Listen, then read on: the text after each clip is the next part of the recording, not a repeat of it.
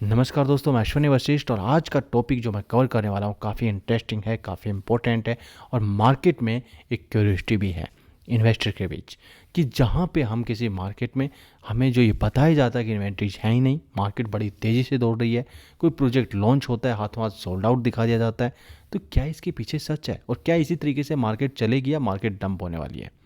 बहुत बार बोला जा रहा है कि एक करेक्शन आने वाला है, ये आने वाला है, वो आने वाला है, तो क्या वो एक कुछ लोग हैं 99% लोग कह रहे हैं कि मार्केट इसी तरीके से दौड़ेगी, कुछ लोग कह रहे हैं कि ऐसा भी कुछ हो सकता है। तो देखिए, एक सिक्के के दो पहलू होते हैं, वो हमेशा साथ साथ चलेंगे, उनसे मना नहीं किया जा सकता, लेकिन हमें चलना है आंकड़ों के आधार पर, हमें चलना है फैक्ट्स के आधार पर और फिर जो है हमें वो करना है। मैं आपको इन्फॉर्म कर दूं कि मैंने अपने चैनल की मेंबरशिप देनी स्टार्ट कर दी है, क्योंकि कुछ मेरे क्लाइंट्स हैं, उन्होंने मुझे सजेशंस दिए थे कि आप, क्योंकि मैं कॉल नहीं ले पा रहा था, बहुत सारी वजह थी और वजह ये थी कि मेरे बहुत पुराने जो क्लाइंट्स हैं, मैं 10-11 साल से जो इस इंडस्ट्री में हूँ, मेरे जो स्टार्टिंग के क्लाइंट हैं उनके भी रेफरेंसेज मेरे पास आते रहते हैं। और बहुत सारे क्लाइंट्स मेरे वैसे भी जुड़े हुए हैं, फिर कुछ यूट्यूब से भी हम काफ़ी डिस्कशन हमारा हो जाता है, तो उस वजह से भी कुछ कॉल्स जब आते हैं तो मैं सभी को यूट्यूब से जो कॉल्स आ रहे हैं जो मुझे सेव्ड हैं वो तो अलग बात है, उनके सभी के लेता ही हूँ कॉल्स, बट हाँ, जो यूट्यूब से आते हैं नए नंबर्स होते हैं, कई बार नहीं कॉल्स ले पा रहा। तो इस वजह से क्या होता है, उनमें सबसे बड़ी वजह है कि कुछ लोग उनमें से ब्रोकर भी होते हैं जिनको यही जानना होता है कि इस प्रोजेक्ट के बारे में क्या है क्या नहीं है, क्योंकि बिल्डर से तो ट्रेनिंग लेके आ जाते हैं लेकिन जो रियलिटी होती है वो नहीं जानते।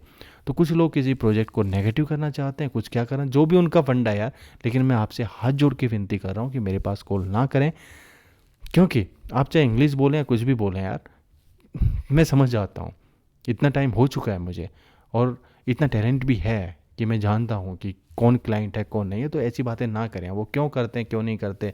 कुछ लोग जगह जगह से इन्फॉर्मेशन कलेक्ट करके यूट्यूब पे भी शेयर कर रहे हैं, ठीक है उनका काम है, लेकिन मेरे पास ना करें यार। दूसरी बात, क्योंकि मैं ब्रोकर्स के लिए कभी काम नहीं करता, ना फ्यूचर में कभी करने वाला। और यदि आप ब्रोकर हैं और फिर भी यदि आपसे कुछ इन्फॉर्मेशन लेनी है तो पहले मुझे बताएं कि आप ब्रोकर हैं। सो उसके लिए मैंने कुछ ज़्यादा बड़े चार्जेबल नहीं रखा है, एक 299, एक 599, जब भी आप उसे डिसकंटिन्यू करना चाहते हैं कर सकते हैं। उसमें ये फ़ायदा हुआ कि मैं प्रेफरेंस उन्हीं लोगों को पहले दूंगा और जो मेरे पुराने क्लाइंट हैं जो मुझसे जुड़े हुए हैं वो बिल्कुल कभी भी कॉल कर सकते हैं, वो जुड़ें तो जुड़ें, ना जुड़ें तो ना जुड़ें, कोई फ़र्क नहीं पड़ता।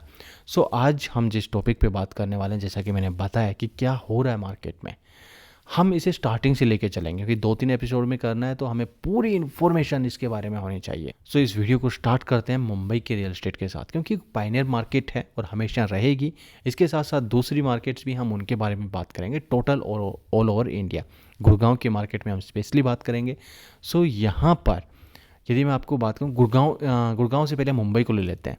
मुंबई की मैं बात करूँ तो मुंबई की यदि जो आपकी माइक्रो मार्केट्स हैं उसमें सबसे ज़्यादा उछाल देखने को मिला है, सबसे ज़्यादा डील्स देखने को मिली हैं। वजह क्या है, जैसा कि मैंने बताया था, क्लाइंट्स या और भी बहुत सारे कारण, मेरे दूसरे वीडियोस देख सकते हो या फिर इस एपिसोड में भी हम आगे आगे चलेंगे तो आपको समझ में आ जाएगा। और इसके पीछे मैं आपको बता दूं 75%, मोर देन 75% जो डील्स हुई हैं और उनका डेटा कहाँ से आया है, जो रजिस्ट्रेशंस हुए हैं उनके आधार पे। और सर्वे किसने किया है, नाइट फ्रैंक इंडिया ने। मोर देन 75% जो रजिस्ट्रेशंस हुए हैं वो माइक्रो मार्केट्स में हुए हैं मुंबई के अंदर, जिसमें डोंबिवली भी आती है, कंजूर मार्ग भी आता है, मुलुंड भी आता है और इस टाइप की बहुत सारी और भी मार्केट्स आती हैं। और यहाँ पे 9,500 के आसपास घर सेल हुए हैं और ये गवर्नमेंट का डेटा है। और यदि ईयर ओवर ईयर की बात करें तो बेंगलुरु एंड देन गुड़गांव, इनकी ग्रोथ है वो सबसे तेज़ रही है इंडिया के अंदर यहाँ की मार्केट्स में। दिल्ली एनसीआर की भी कुछ मार्केट्स आप देख सकते हैं, जिसमें फरीदाबाद, गाजियाबाद, नोएडा, बहुत सारी, गुड़गांव भी उसी में आता है, लेकिन मैं स्पेशली गुड़गांव की बात कर रहा हूँ। इसके साथ साथ फिर हैदराबाद, कोलकाता, मुंबई, पुणे, इनमें भी अच्छी ग्रोथ देखने को मिली है। हाँ, कोलकाता में ज़्यादा देखने को नहीं मिली बट ठीक ठाक ग्रोथ देखने को मिली। हाँ, चेन्नई है, चेन्नई की मार्केट में हमने ग्रोथ नहीं देखी, बल्कि वहाँ पे आपको डिक्लाइन मार्केट देखने को मिली, जो कि बहुत बड़ी बात है इस टाइम पे। और ये जो रिसर्च एंड सर्वे हुआ है ये हुआ है प्रो टाइगर की टीम के थ्रू। सो बहुत सारे ऐसे मार्केट देखिए 5 to 10% ऊपर नीचे हो सकता है, क्योंकि मैं ये नहीं कहता कि जो सर्वे हो रहे हैं, रिसर्च हो रहे हैं, ये बिल्कुल एक्यूरेट ही हैं। बट हाँ, हमें एक आइडिया दे देते हैं, हमें थोड़ा सा उसे समझ में आ जाता है कि मार्केट किस दिशा में चल रही है और क्या हो रहा है, किस सिटी में क्या हो रहा है। मैं दूसरे सिटीज़ भी बहुत जल्द कवर करूँगा, आप मुझे कमेंट बॉक्स में लिख सकते हैं यदि आपको किसी दूसरे सिटी का रिव्यू चाहिए। अब जैसा कि हम बोल रहे थे कि मार्केट में जो बोला जा रहा है कि क्या ये डिमांड रियल में है या कोई फेक डिमांड है, तो इस पर तो आप बिल्कुल निश्चित रहें कि ये फेक डिमांड नहीं है। बट क्यों है, ये डिमांड क्यों बनी, इसके पीछे का रीज़न भी हम जान लेते हैं। कुछ पॉइंट्स की बात करेंगे, कुछ आगे हम फिर से दूसरे वीडियो के तीसरे वीडियो के लेकर चलेंगे।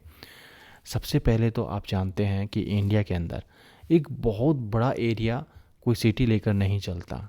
नोएडा इसका अफवाद हम वैसे कह सकते हैं, मुंबई भी आज के दिन कुछ अफवाद बने हुए हैं, कुछ एरिया जो माइक्रो मार्केट्स हैं।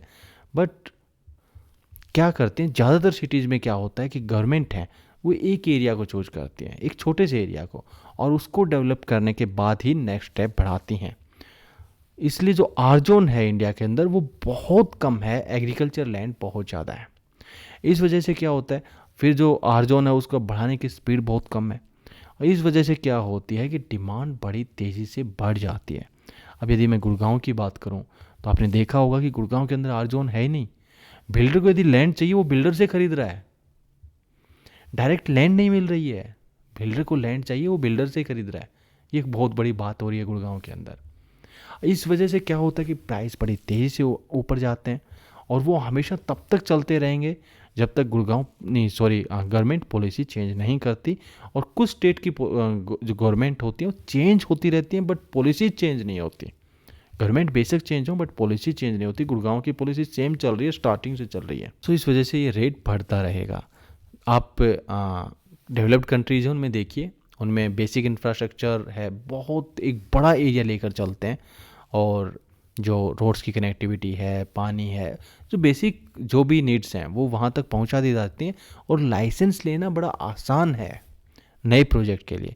तो इस वजह से क्या है कि वहाँ के रेट तो बढ़ते हैं, लेकिन जो इंडियन रियल एस्टेट मार्केट है ना, इस तरीके से पागल नहीं हुआ जाता। अब यहाँ पे जिस तरीके से रेट बढ़े हैं पिछले एक साल में, बढ़े तो पिछले 2-3 साल 2020 के बाद से ही हैं, लेकिन पिछले एक साल में जिस तरीके से रियल एस्टेट में रेट बढ़े, बड़ी तेज़ी से बढ़े, और इसका सबसे बड़ा कारण भी यही है। सो इंडिया के अंदर, स्पेशली मैं बोलूँ गुड़गांव में, तो ये it's like a drop in the ocean.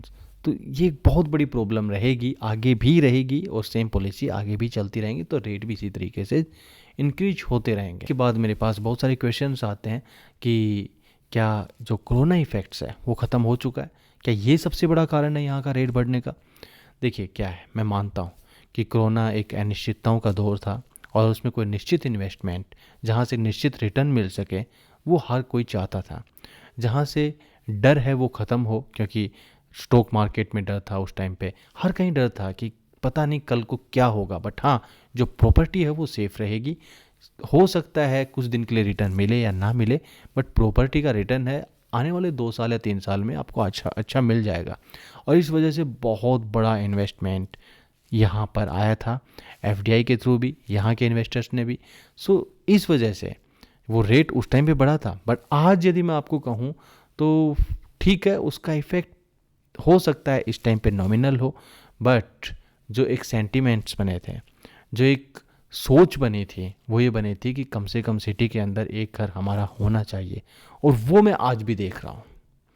इस सेंटिमेंट्स को मैं चेंज नहीं कर सकता, कोई नहीं कर सकता, और ये नहीं होगा अभी, क्योंकि वो ज़रूरत महसूस हुई थी। इन्वेस्टर को आप छोड़ दीजिए, इन्वेस्टर की सोच थी, वो हो सकता है आज वो ना हो, बट जो एंड यूज़र है उसके माइंड में आज भी है, जिसने अपना घर अभी तक नहीं खरीदा है, उसे लगता है कि मैं जहाँ पे जॉब करता हूँ, जहाँ पे रहता हूँ, वहाँ पे मेरा अपना घर होना चाहिए। तो अब लास्ट में जैसा कि बोला जाता है कि क्या मार्केट में वो 1% लोग हैं, मैं उनकी बात कर रहा हूँ, कि क्या करेक्शन आ सकता है। देखिए 100% श्योरिटी कोई नहीं दे सकता। हम एक रियल एस्टेट एडवाइज़र हैं, इस इंडस्ट्री से जुड़े हुए हैं, और मैं यदि दिल से और सच्चाई बोलूँ तो फिर ये हो सकता है। देखिए अभी कोई साइन ऐसा नहीं दिख रहा, अभी तो जो साइन दिख रहे हैं वो पूरी तरीके से मार्केट को अप जाने के ही हैं, और आने वाले एक साल में मुझे तो नहीं लगता कि ऐसा कुछ हो सकता है। बट फिर भी यदि कुछ चेंज होता है तो हो सकता है छोटा मोटा करेक्शन आए, और उसके बाद फिर से मार्केट बड़ा जंप ले। बट अभी वो भी मुझे नहीं लग रहा है इस ईयर में। बट आगे जो भी होगा वो हम देखेंगे। इस एपिसोड्स को हम कंटिन्यू रखेंगे सेकेंड थर्ड के रूप में। सो लास्ट में मैं फिर से कहूँगा, यदि आपको मेंबरशिप ज्वाइन करनी है तो वो देख लें, उसमें आपको बहुत बेनिफिट होगा। किसी गलत प्रोजेक्ट गलत बिल्डर के यहाँ नहीं फंसेंगे, और उसके बारे में जो बहुत रियल एस्टेट के बारे में जो ऐसी इन्फॉर्मेशन जो हर जगह शेयर नहीं की जा सकती, मैं ज़रूर वहाँ पे करूँगा।